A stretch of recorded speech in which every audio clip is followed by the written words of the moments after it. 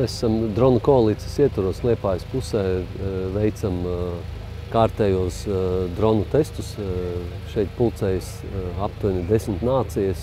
Jāuzsver, ka šie testi ir vairāk saistīti ar šiem droniem, kas ir šie saucamie kamikadzes droni, kur uzdevums ir iznīcināt pretinieka mērķi. Šeit ir iesaistīti vairāki elementi.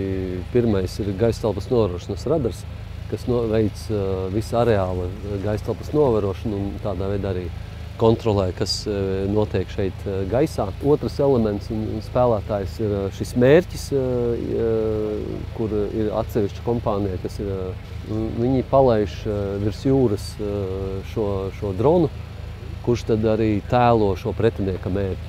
Tad trešie spēlētāji ir šīs kompānijas, kuras veic vienu pēc otras šos testus, un viņu galvenais uzdevums ir ar saviem droniem, ar šo radara datiem, kas man aiz muguras, šo mērķi detektēt, atklāt un tad viņu iznīcināt.